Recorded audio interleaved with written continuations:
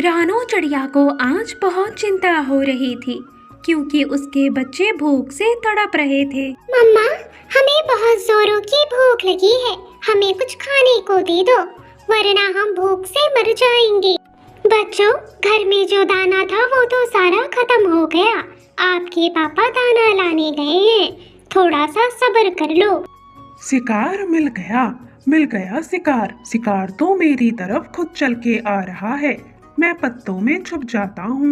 मानो चिड़े को तो कुछ पता ही नहीं चलता है कि वो दाने की तलाश में बहुत दूर आ चुका है।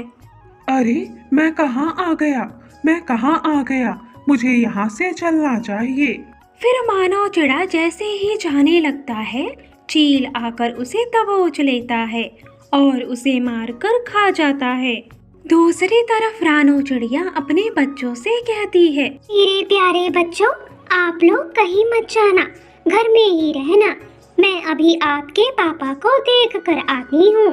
रानो चिड़िया जैसे ही घर से बाहर निकलती है, वैसे ही मिट्ठू तोता उसको बताने के लिए आ जाता है।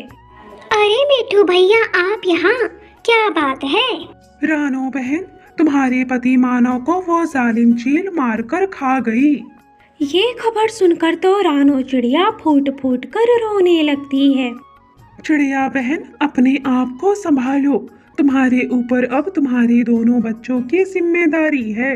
मिट्ठू तोता रानो चिड़िया को इस तरह समझाकर चला जाता है। रानो चिड़िया अपने घर के अंदर आती है। मम्मा, क्या हुआ? पापा आपको मिले या नहीं? नहीं बच्चों, आपके पापा हमें छोड़कर बहुत दूर चले गए। अब वो हमें कभी नहीं मिलेंगे। मम्मा, हम सुबह से ही भूखे हैं। हमने कुछ नहीं खाया। हम भूख से तड़प रहे हैं। कुछ तो खाने को दे दो हमें। मैं इतनी रात को अब कहाँ जाऊँ? कहाँ से ढूंढूं भोजन? फिर रानो चिड़िया रात को भोजन ढूंढने जाती है, लेकिन उसे पता नहीं था कि भोजन ढूंढने वो किस दिशा में जाए। तभी एक तिनके के घोंसले में बैठा कालू कौवा दिखाई देता है। रानो चिड़िया कालू कौवे के पास जाती है। कालू भैया, क्या आप मुझे बता सकते हैं कि दाना किस दिशा में मिलता है? इतनी बड़ी सयानी हो गई हो चिड़िया, तुम्हें नहीं पता कि दाना कहाँ मिलता है? क्या तुमने अभी तक दाना नहीं खाया या अभी खाने जा रही हो? नहीं कौवे भैया, अभी तक मेरे घर में दाना मेरे पति लाते थे, लेकिन अब उनकी मौत हो गई है। घर में मेरे बच्चे भूख से तड़प रहे हैं। रे चिड़िया, तुम रो मत। तुम्हारे साथ बहुत बुरा हुआ। तुम्हें इतनी रात को कहीं जाने की जरूरत नहीं है। मेरे पास ये कुछ फालतू भोजन पड़ा है, तुम इन्हें ले जाओ। फिर कालू कौवा अपना भोजन रानो चिड़िया को दे देता है। कौवे भैया, आप बहुत दयालु हो। आपका बहुत बहुत धन्यवाद। कोई बात नहीं चिड़िया, भोजन ही तो है, इसमें धन्यवाद की क्या बात है। फिर रानो चिड़िया दाना लाकर अपने बच्चों को खिला देती है। वो कौवे भैया कितने अच्छे थे, उन्होंने मुझे अपना दाना दे दिया, वरना मैं अपने बच्चों को क्या खिलाती। कुछ दिन ऐसे ही बीत जाते हैं। जंगल में बहुत ही तेज बारिश शुरू हो जाती है। चिड़िया तो अपने घर के अंदर सुरक्षित थी, तभी उसके घर के बाहर दस्तक होती है। चिड़िया, जल्दी से दरवाजा खोलो, प्लीज जल्दी से दरवाजा खोलो। चिड़िया बहन, तुमको तो पता है कि मैं तिनकों के घर में रहता हूँ। बारिश रुकने तक तुम मुझे अपने घर में रख लो। फिर चिड़िया कालू कौवे को मना नहीं करती है, वो उसको अपने घर के अंदर ले लेती है। अरे वाह, कितना शानदार घर है ये चिड़िया का, कितना मजबूत है। इतना मजबूत लकड़ियों का घर तो मैं कभी नहीं बना पाऊंगा।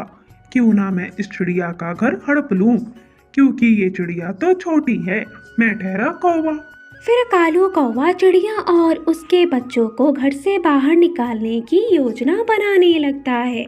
चिड़िया घर से बाहर जाती है तो कालू कौवा उसके बच्चों को भी घर से बाहर निकाल देता है और अंदर से दरवाजा बंद कर लेता है। अरे बच्चों, तुम लोग घर से बाहर क्यों आ गए? जल्दी से अंदर चलो। मम्मा, हमें उस कौवे ने घर से बाहर निकाला है और दरवाजा भी अंदर से बंद कर लिया है उसने। फिर रानो चिड़िया दरवाजा खटखटाती है और कालू कौवे से कहती है, कालू भैया, आपने मेरे बच्चों को बाहर क्यों निकाल दिया? जल्दी से दरवाजा खोले, बाहर बहुत तेज बारिश हो रही है और मेरे बच्चे बीमार पड़ जाएंगे। अरे भोली छोटी चिड़िया, अब ये घर मेरा हुआ, तुम कहीं और जाओ। कौवे भैया, आप ऐसा कैसे कर सकते हैं? आप तो बहुत दयालु पक्षी थे, आप मेरा घर कैसे छीन सकते हैं? मैं और दयालु? एक बात याद रखना चिड़िया, एक कौवा कभी दयालु नहीं हो सकता। मैंने तुम्हें उस दिन दाना दिया था तुम्हारा विश्वास जीतने के लिए। ये कौवा तो बहुत दुष्ट निकला, इसने तो हमारा घर ही हड़प लिया। अब इतनी तेज बारिश में मैं अपने बच्चों को लेकर कहाँ जाऊँ? मम्मा मम्मा, हम घास और पत्तों से अपना घर बनाते हैं, कम से कम हम बारिश से तो बच ही जाएंगे। चिड़िया को अपने बच्चों की बात सही लगती है। फिर रानो चिड़िया हरे पत्ते को इकट्ठा करती है, घास फूस को इकट्ठा करती है और उनसे एक अच्छा सा घर बनाती है।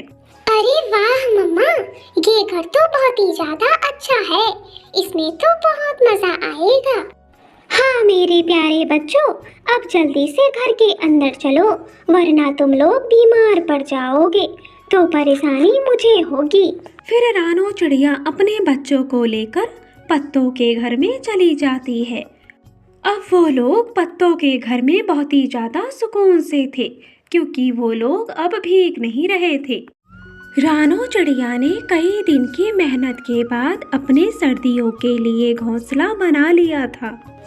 मम्मा, जंगल में सबसे पहले घर हमारा बन चुका है, इसीलिए अब आप हमें छोड़कर ना जाना। दिन भर आप हम लोगों के साथ ही रहना।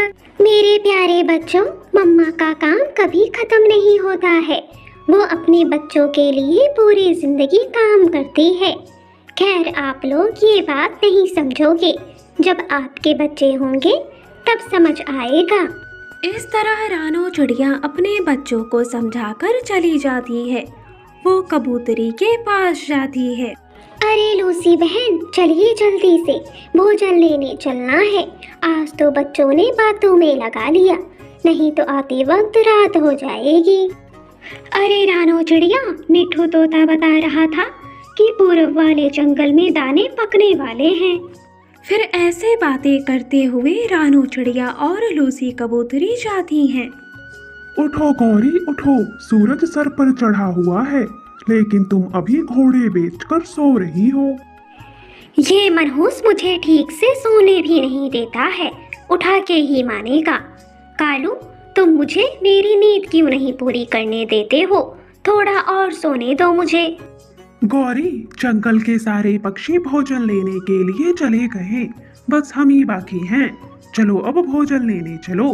फिर कालू गौरी भोजन लेने के लिए चले जाते हैं। दूसरी तरफ चिड़िया और लूसी कबूतरी पूरब वाले जंगल किसान के खेत में पहुंच जाते हैं। अरे लूसी बहन, मिठू तोते ने आपसे सही कहा था, यहाँ पर तो हमें अनाज मिल गया, वरना ना जाने हम कहाँ कहाँ भटकते। फिर रानो चिड़िया और लूसी कबूतरी खुशी खुशी से दाना लेकर अपने घर चली जाती हैं। अरे गौरी, अगर हम लूसी और रानू चिड़िया के साथ गए होते तो हमें दाना मिल गया होता। तुम तो और सो लो जरा। अरे कालू, इसमें दाना नहीं मिला तो मेरी क्या गलती है? अब चलो घर। ऐसे ही समय गुजरता जा रहा था। सर्दियों के मौसम के लिए सारे पक्षियों ने अपना अपना भोजन जमा कर लिया था, लेकिन कालू गौरी ने बिल्कुल भी नहीं किया था। गौरी, सब तुम्हारी गलती है, अब हम सर्दियों में क्या खाएंगे?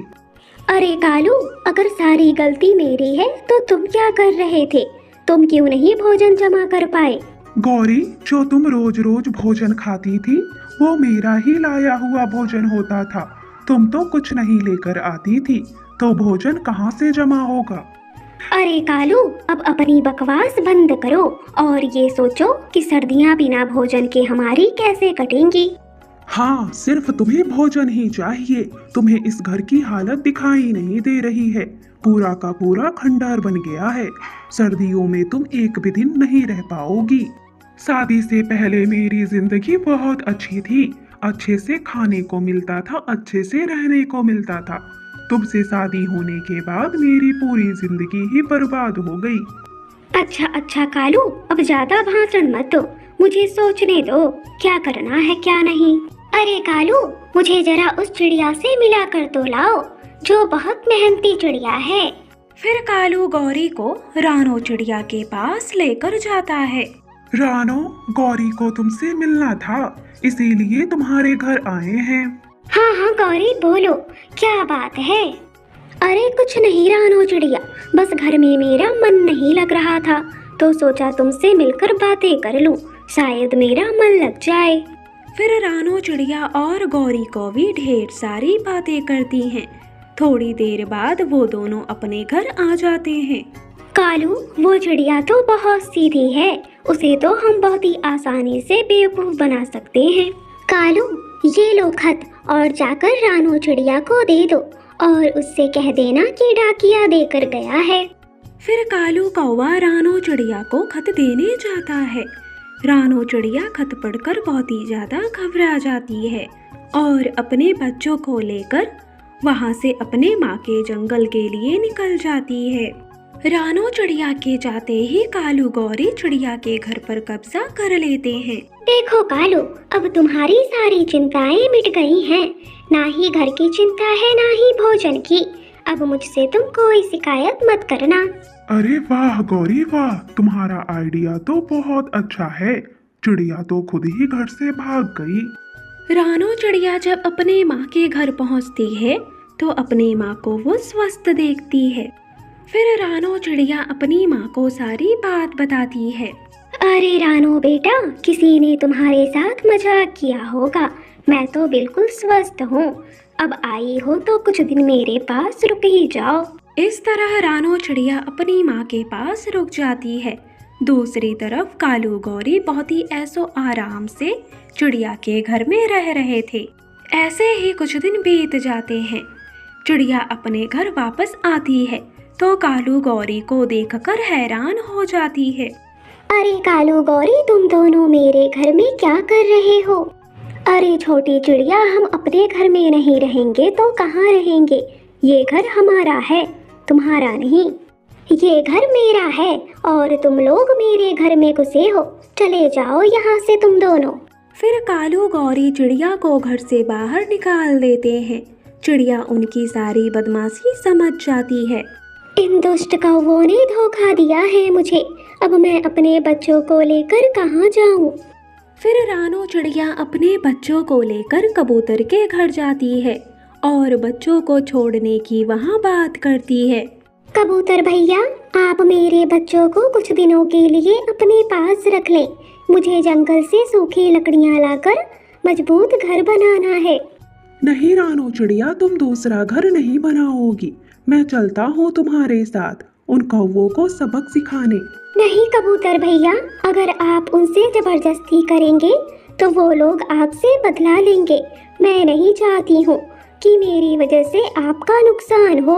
ऐसा कहकर रानो चिड़िया सूखी लकड़ियाँ लेने चली जाती है।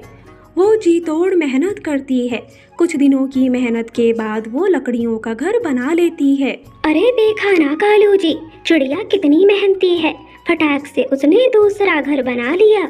इसी तरह कुछ दिन बीत जाते हैं। जंगल में सर्दियों का मौसम आ जाता है और बहुत तेज बारिश भी शुरू हो जाती है। जंगल के सारे पक्षी अपना घर मरम्मत करने लगते हैं, लेकिन कालू गौरी तो आराम से अपने घर में थे। उनका घर काफी टूट गया था। तेज बारिश से कौवों का घर टूटकर नीचे गिर जाता है और वो लोग फिर से बेघर हो जाते हैं। वो जंगल के सारे पक्षियों से मदद मांगते हैं, पर उनकी हरकतों की वजह से कोई भी पक्षी उनकी मदद नहीं करता है और वो लोग बारिश में ही भीगते हैं। देखो गौरी, हमारी बुरे बर्ताव के कारण कोई भी पक्षी हमारी मदद नहीं कर रहा है। हमें हमारे कर्मों की सजा मिल रही है।